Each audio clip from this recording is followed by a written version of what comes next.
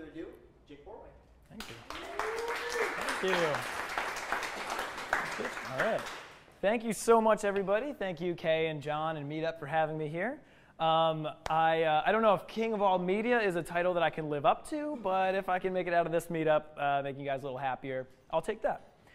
So as John mentioned, I run DataKind, a nonprofit using data for good. I see some faces in the crowd who have actually been to a couple of our events, so some of this may be old hat for you guys, but I'm really glad to see you all here. And I should also say I'm going to start out with a bit that's a little bit about the story of DataKind. So this is widely a fairly non-technical talk. So I will not be offended if you get up and leave and go to the machine learning meetup down the street. However, I would like to sort of just give you an overview, talk about some things that are top of mind to me and to us right now, and then really open it to conversation. Because I talk about this all the time. I already know what I think about it. I'd rather hear what you guys think about it, because what I think is so cool is that there's actually a meetup here for data scientists. I mean, there's not really a lot of places where we can go to coalesce. And so I'm really excited that Kay has gathered us all here to figure out maybe how to think about some of these big ideas in our field. So I'm going to start out actually with a talk that I usually give to non-technical audiences. And I'm going to give that because I think we're actually a profession that is in the middle of a bit of an identity crisis. We have a crisis of communication. And so to sort of show why, I want to actually have you guys do an exercise. I'd like you guys to just picture data. Right? When you hear that word, data or big data, go ahead, just close your eyes, see what you picture when you hear that. You probably think of your day job. And then just open your eyes and just shout out, like, what do you picture when you hear that? Zeros and ones. Zeros and ones? Yeah? Star Trek. There's always one. Star Trek. I think Brent Spiner is going to owe me royalties. What was that? CSV files. Yeah, you guys are nailing it, right? So like spreadsheets, CSV files. I heard someone say servers. Yeah, like a horrible server room. Or even worse, as John said, the tunnel of binary. Like we all live in the matrix, right? Like this is horrible. And I just found a great Tumblr that Mike Dewar actually sent to me called Big Data Explained. And it's all pictures of big data in marketing. It's like, look at this. This is tragic. Like, this guy's, he's lost in a sea of binary. It's so sad.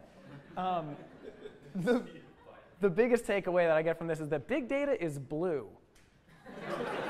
It's definitely blue. And this is so sad because I actually find myself thinking about data this way. When I hear it, I picture this, and that's pathetic because data has become so personal and so pervasive that it actually doesn't take much to realize how much big data is changing our lives than to actually think back to sort of like just go back to the dark ages, right? Like back in the day before we had big data, before we had technologies like that, back to the year 2000, right? When this is what it looked like to get a movie, right? Oh, remember that, right? Going to the Blockbuster, which sucked and was horrible, and we all like just lived in this horrible dark time.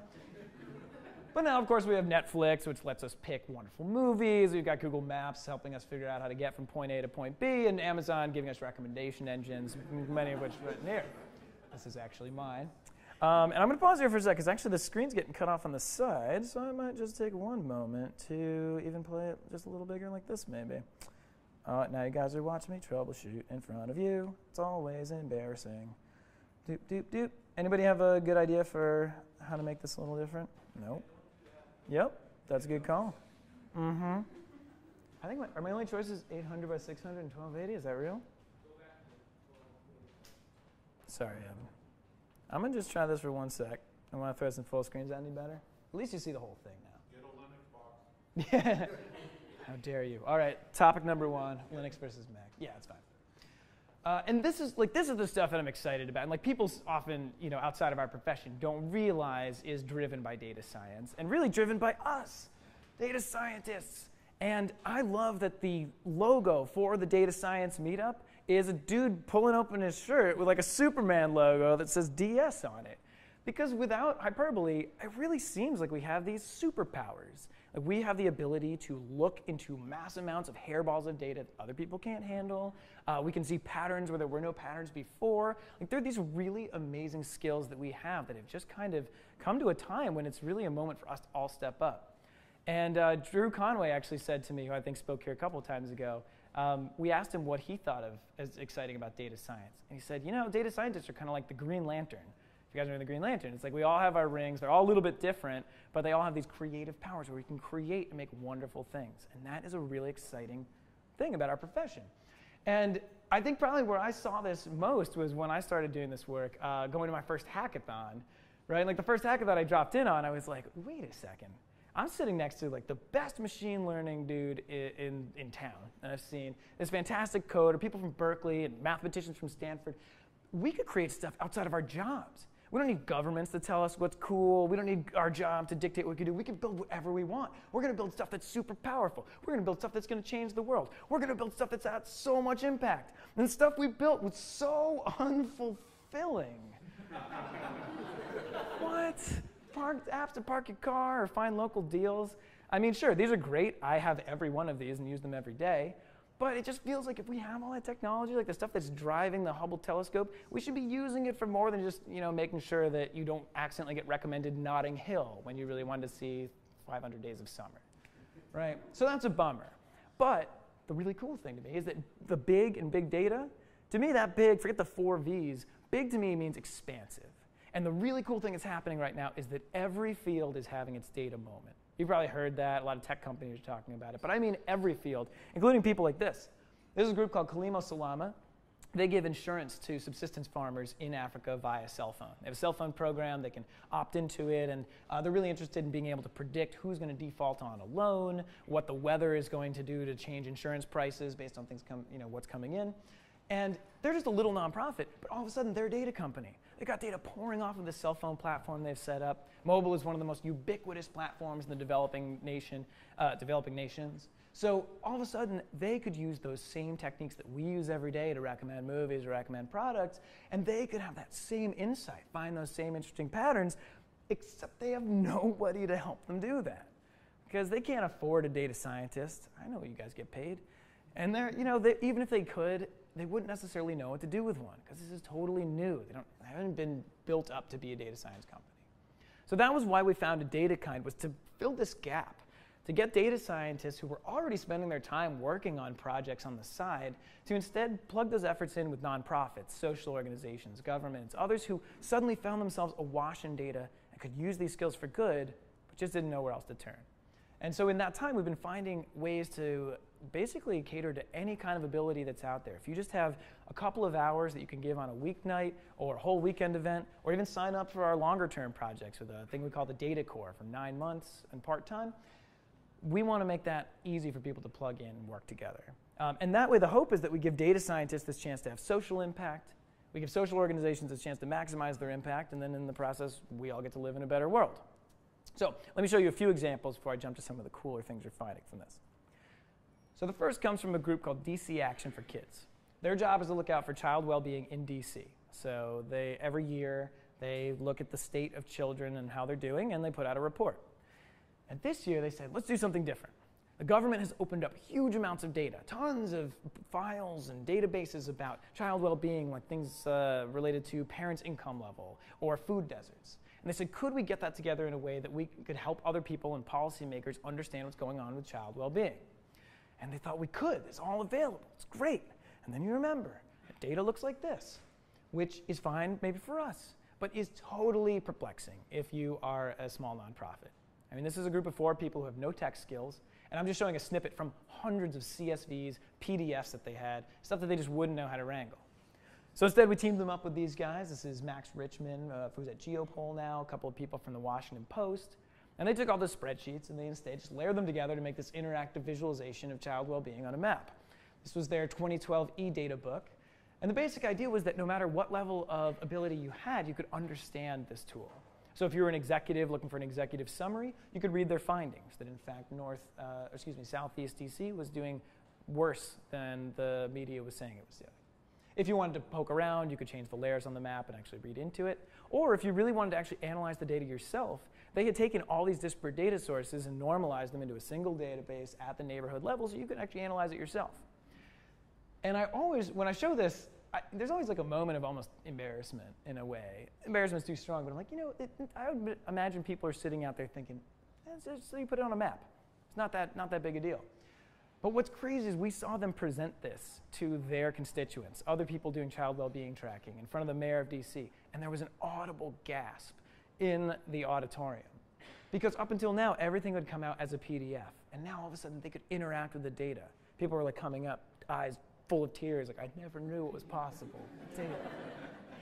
So this is really an amazing way that a very small nonprofit that would never otherwise have this ability could actually start working with tools like this. Another example comes from right here in New York City at the Parks Department. You may not realize this, but the New York City Parks Department has data about every single tree in the urban forest, which is what they call all the trees in New York. Like such a, right, yeah. You don't laugh at that, it's beautiful.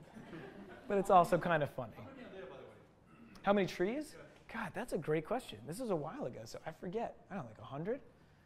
I don't know, there's a lot. I actually don't know. I'm sorry. I don't know, many thousands. And what's interesting, though, is they could tell you because they track every single tree. They track when it gets planted, what type it is. They track any maintenance, if it was torn out. But then they mostly use that data just to report on it, like we had planted 100 trees. And so they wanted to know, could we analyze this data to learn about how the city is functioning? And in particular, they have this one program where they prune tree limbs. So like these tree limbs are hanging out over the street, and they go, oh, we got to cut that down so it doesn't fall on a car or a grandparent or something like that. And so we'll cut it down to make things safe. Problem is, they have no evidence that that's actually making anything better. They just do it by gut. So they said, could we use this data to understand if we cut down the trees, would there be a difference? So actually, we teamed them up with a couple of people who are actually at this event that we ran, led by Brian D'Alessandro, who, if you don't know him, actually works in an online ad company. And his job every day is to build these causal models of if he shows you an ad, do you do something different or not than if he didn't show you the ad, right? Basic experiment, but actually lends itself perfectly to this question. If we trimmed a tree limb, were there a statistically significant fewer amount of tree emergencies on those blocks than similar blocks who were not pruned? And it turned out that throughout this process, not only did they build this wonderful tool that lets New York City Parks actually interact with their data and see where all the trees are, because they'll just kind of plant them and forget about it, but they actually came up with a number, 22%. So Brian and his team found that there are 22% fewer tree emergencies on those blocks where they pruned the trees than on the similar blocks where they didn't. And this was great for parks because they could say we're making a difference. We know how to more effectively target our resources. And cities from around the country started writing to New York City saying, how did you do that? We have this data. We could do that too. And then I'll close with one last example. It comes out of the World Bank. And the World Bank's mission is to eradicate poverty. And the way they do this, I know, a small task. They're real close. And the way that they're getting closer is by building these things called poverty maps. And the basic gist is that a poverty map is a census of the income levels of people within each country or region. Now, if you were a policy expert, why would you or wouldn't you want to use a map like this to inform poverty policy?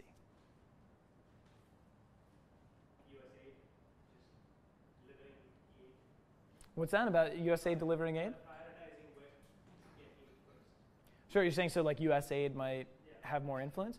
Could be, yeah, USAID might have more influence. I'm thinking more if you're in the World Bank yourself and you got this map and you're like, I got to figure out how to make a policy for South Africa. You might want to match it up with another map of Africa highlighting level of corruption per country. Sure, there's external data sources that you could use, totally. That's a good point. One of the other things that's obvious from this is that there's a lot of spatial clustering of poverty. Okay, spatial clustering. Sure, you can see like these red areas up here, maybe, or like seems to be more gradient. Yeah, but I feel like you guys are pointing out really positive things about this map. It's very like there's nothing fun to it. Yeah, sorry to cut you guys off, but that's exactly what I was thinking. It's wildly coarse. You have one number for this part of South Africa. What does it mean if South Africa is 87 poor? Like, is that really enough? Oh yeah, good question back there. You also had a couple correlations such as natural resources, vegetation.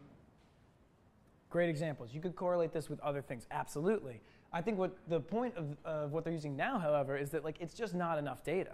It takes them about 5 years to build one of these because they have to go out on foot, collect that data, and then you come up with like one number per country. Oh yeah, you want to jump in? What about conflicts and wars?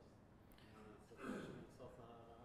Exactly. I think what all these points are getting at is like this is insufficient data, right? This is not enough. And so the World Bank, God bless them, they're doing great work, but they asked, are there ways that we could get finer grained data for these problems? And clearly you guys are already thinking of a ton of other ways. But one of the things they really wanted was food prices. Food prices are really hard to get and are really important for setting policy that can prevent inflation. So they said, man, if only there was somewhere we could get food price data, but we don't know where to get it. So we teamed up with a couple data scientists, and they said, well, a couple places we could think of. supermarket websites. This is Pick and Pay. It's one of the biggest in South Africa, biggest supermarkets. And there's tons of data. They have their data every day on the products that they're selling. There's also a bunch of mobile sites that record mobile transactions of people buying things in markets. And so the team put together a huge 1,000-day retrospective of the daily food prices every day. And they did so subnationally, so they could make this kind of boring-looking but really important graph, which showed the price per person per day for these 11 crucial items within each country. And what's cool about this, though, is the people at the World Bank had never seen this before. There was no way of getting this fidelity of data. And a graph that I didn't show is one in which the team was actually able to see an impending rice crisis. Like you'd see the price of rice sort of dipping up really quickly.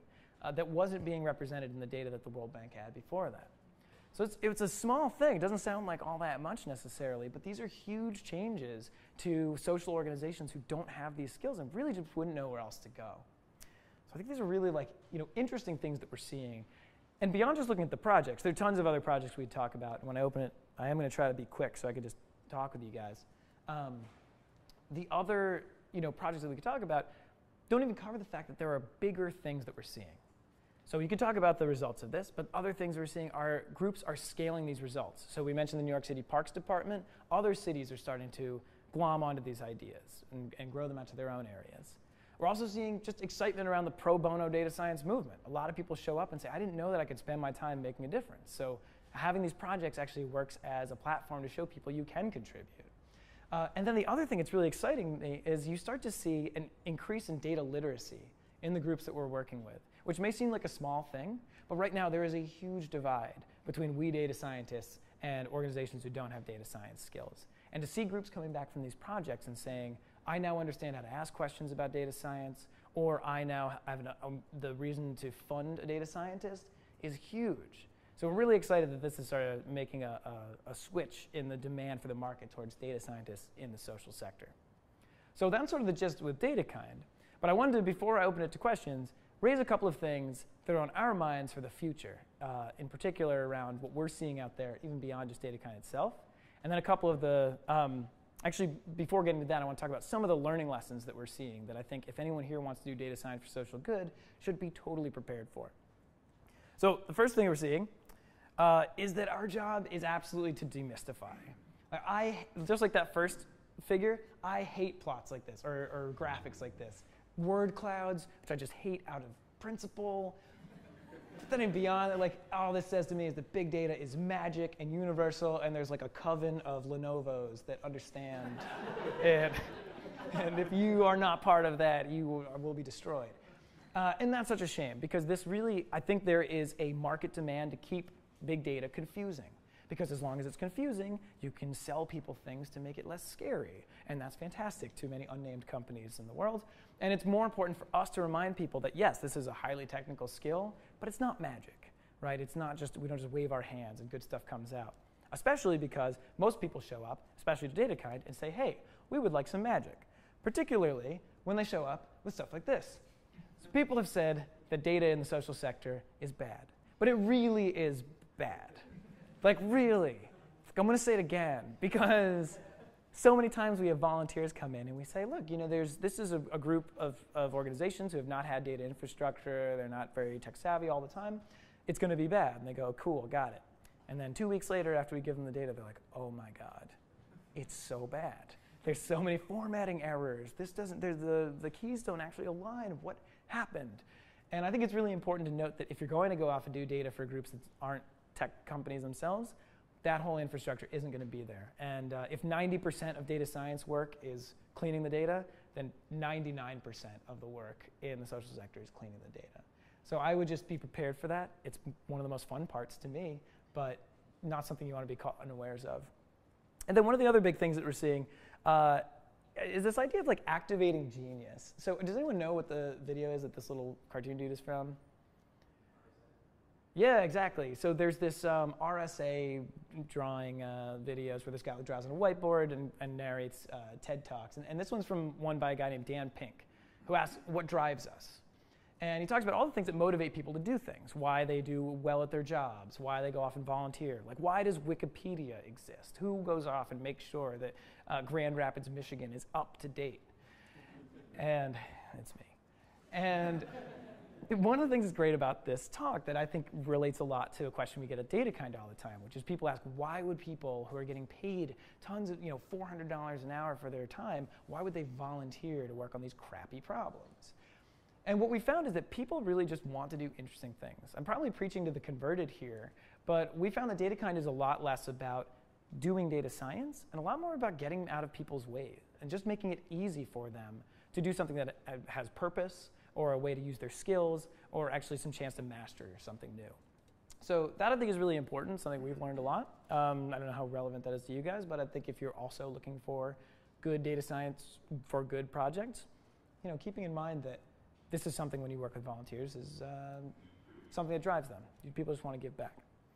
And then a general sort of data science adage that always comes up, certainly even before doing DataKind work, but comes up more when we come to the magic thing, is this idea of visualization being a process and not just an end. And I'm sure lots of people here throw up charts and graphs as we're doing work, but I think this is so important to emphasize on really everyone, whether it's a nonprofit or a for-profit. This is a graphic showing something that is exciting and beautiful and technical, but it's not really clear what it means. And not only is there a need for communication design to actually show people something that they can understand what it means when doing visualizations, I think the bigger point here is that visualization isn't something you do at the end. I know I went through grad school, and the idea was you do all the work, get the results, and then you put all the pretty graphs in the last section. And that's what everyone flips to anyway. But what's so important is that now, of course, data has gotten so huge and so incomprehensible that it's important that visualization be a part of that process. And there's a guy, has Jared Thorpe spoken here yet? You guys should find Jared Thorpe and have him come talk, because he, I think, has really mastered this. He has one of the coolest titles I've ever heard. It's called Data Artist. And he built this visualization of the Kepler data.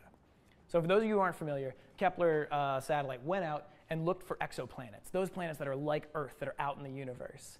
And they brought back the data. They found like 800 exoplanets, places where life could exist.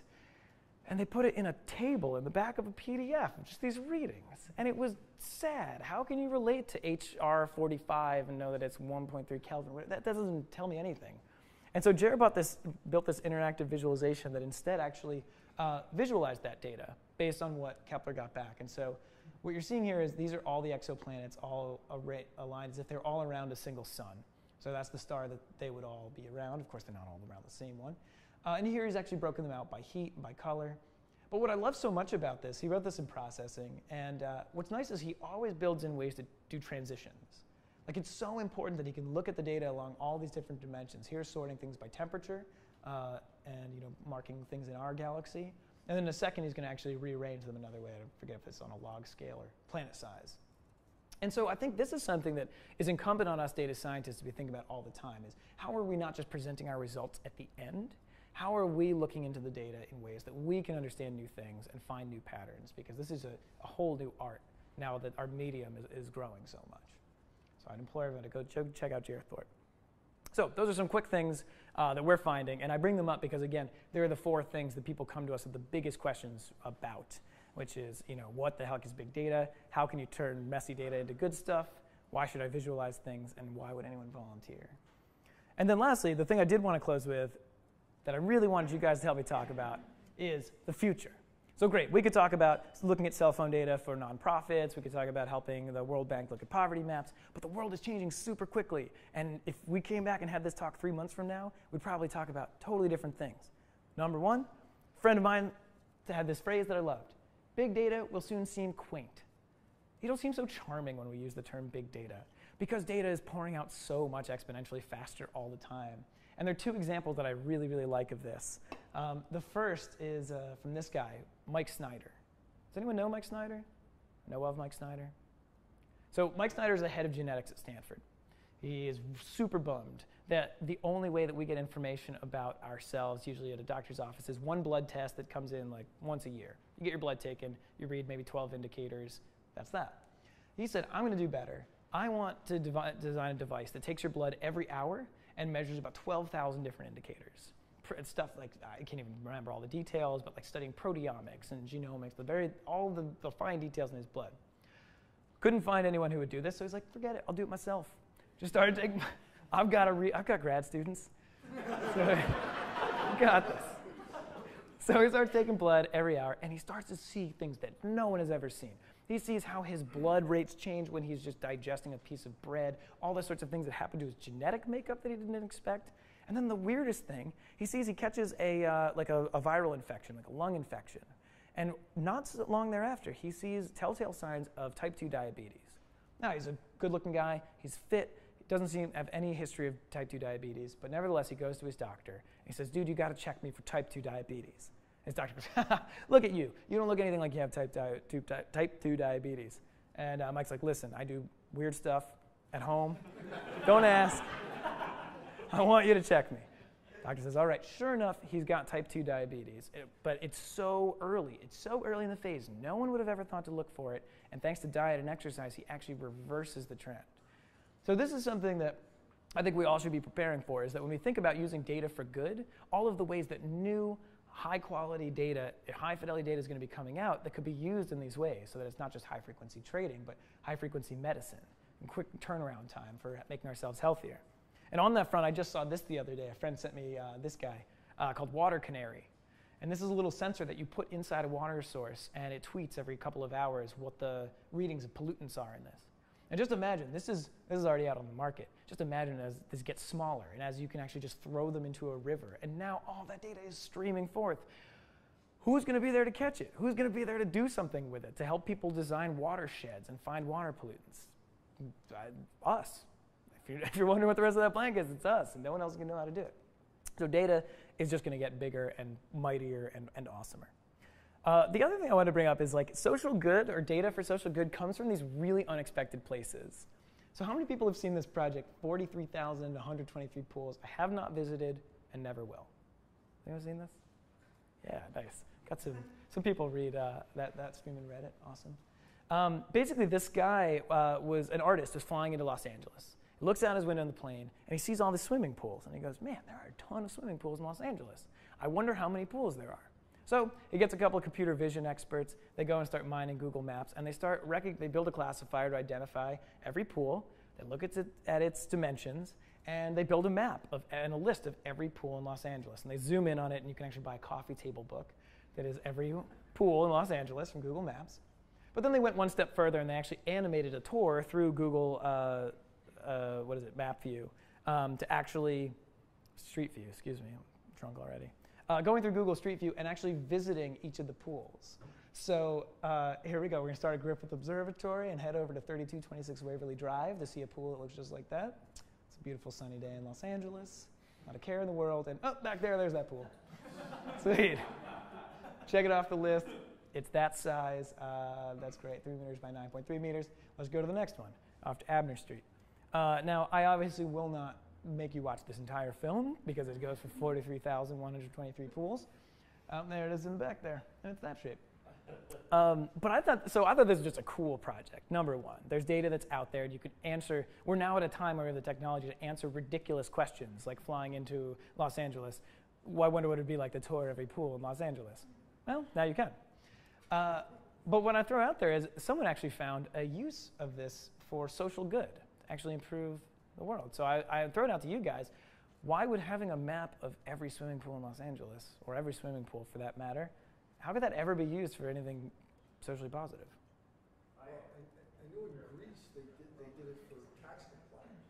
Oh, that's interesting. They had so it turned out that there were a ton of pools that were not declared on people's property taxes. Oh, I like that. So tax compliance, I hadn't heard of that one, but that's a perfect use. So the Greek government could actually find people evading taxes by not declaring they had a pool.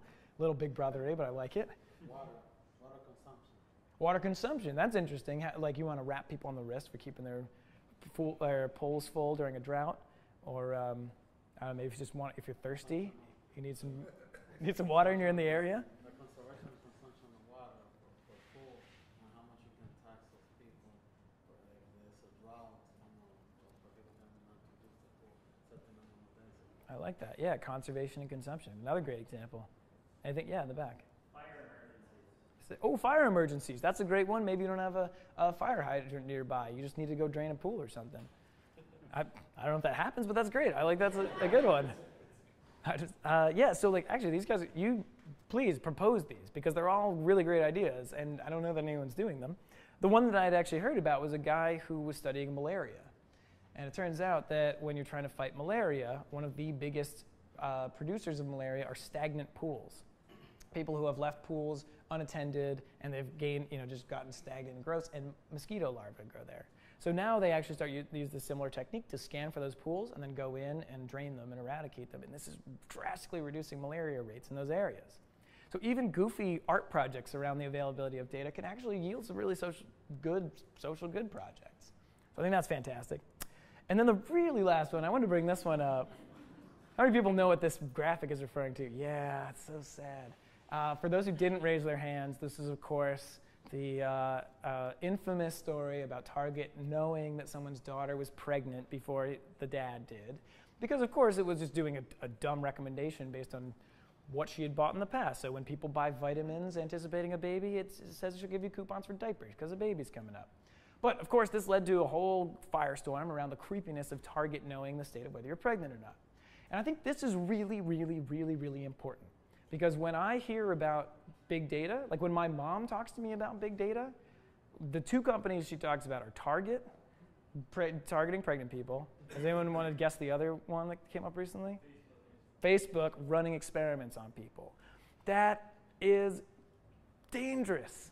That's bad for us. We're a young field, and we could get blown out of the water by being seen as these, careless, money-obsessed, or metrics-driven, like Big Brother-type purveyors, when in fact, the work that we're doing could be so good and so beneficial. And I think it's incumbent on us to think about how we are perceived in the world, the PR aspects of that, and especially when we're doing these data for good projects, the ethics of this. And that's a much longer topic that I'll just sort of tee up to say when you just think about the logistics of getting volunteers who work at companies like Google and Facebook to work with the World Bank to create maps that are going to be used to inform poverty policy in Sudan.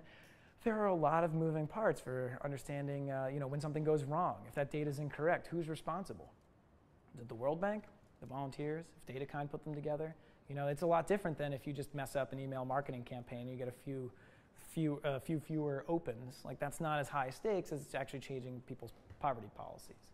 So there's a lot of discussion to be had around that, around the ethics of what we do, and in particular, how we convey it, because there's so much good in what we do. And I think just to close in opening this up, I think what ties all this together for me, if you think about the Internet of Things growing and all this data coming in, if you think about the ways that we can do all this social good with things we couldn't before and see patterns we couldn't before, and how we talk about this, what we understand, it's really summed up in this one example that a friend of mine pointed out from really about 1980 called the macroscope. And this guy, Jean de Rosnay, he was looking around at the world and he was saying, when I think about human history, we invented the telescope to look at the infinitely great. Oh, the planets are so far away. We can now master those. And then we invented the microscope so we could see the infinitesimally small right in front of us. So fabulous. But what we need, and what we're missing, is almost like a macroscope to look at the infinitely complex, the patterns of society and nature which heretofore were completely unseen. And that, to me, is what data science is capable of doing. We are now able to see those things. And it's up to us to find the tools and technology to build that macroscope. What we're doing, I would argue, is that macroscope, and how to tell that story back in ways that we can invigorate people, empower them to do great things, make better society and nature. So that's really the gist of what I have come here to say. And I chose this picture in closing because not only was this at one of our DataKind events, but this is how I feel about doing data science. I would hope that we all would as well, and in particular not just about the fun things we get to do and all the technologies, but in the ways that we all get together in doing these things for good, in the recognition that we really are superheroes, ordinary people with extraordinary powers that can use them for good. And as John mentioned, those of you who aren't in New York, DataKind did just expand to chapters. So we now have chapters in DC, San Francisco, the UK, Bangalore, Singapore, and Dublin. So if you're visiting any of those areas, stop by, or if you live there, please get involved. But even if you don't get involved with DataKind or come hang with us, we're here in New York. Aside from that, just get involved in doing good with data. There's so much we can do. It doesn't have to come through us. And it's really incumbent on all of us to get involved, because that's really the only time that we're together are going to start using data to make better decisions, not just about the kind of movies we want to see, but instead making better decisions about the kind of world we want to see. So I will stop there. Thank you very much for your time on that. Thank you.